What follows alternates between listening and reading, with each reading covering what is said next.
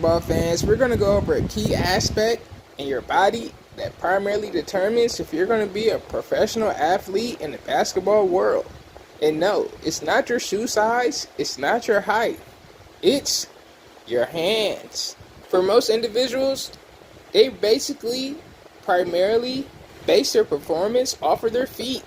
If they have shoes that are bigger than average, they're going to think that they can be a professional athlete. But one of the keys in basketball is going to be your hand size. Bigger hands give you more speed because they aid in propelling you forward. It allows you to dribble better, pass the ball easier, be stronger, and shoot the ball from further distances. It also gives you better ball control and able to handle it in a more efficient manner. Passing is very easy, as well as finishing at the rim. When you take a look at the two most players that are considered the best of all time, most frequently between Michael Jeffrey Jordan and LeBron Raymond James, just comparing their hand sizes, although LeBron James is taller, Michael Jeffrey Jordan has bigger hands. And if you watch his highlights, he did some amazing things with the basketball, especially around the rim. And in my opinion, he's still the greatest of all time due to the fact that he did it in a size 13 shoe and transcended the game of basketball like no other. Another good example of big hands would be Rajon Rondo.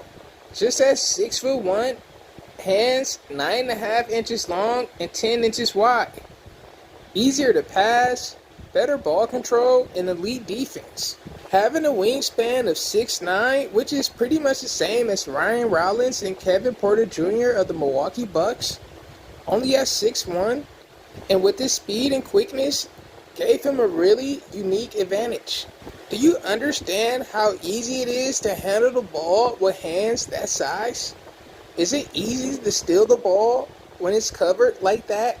Earl Antoine Boykins, only at 5'5", but had a size 9.5 shoe, which is pretty big for that height. And at that size, his hands may look average, but for the NBA, that's very small. Just look at his hands compared to this basketball.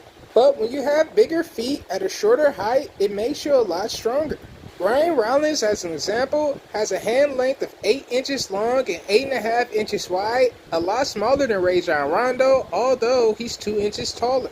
Shai Gilgeous, 8.5 inches long and 9 inches wide, bigger than Ryan Rollins. Braden Burry's just a tad bit bigger than Ryan Rollins at 6'4". Tyler Ulis, 7.5 inches all around, and that's pretty small for the NBA.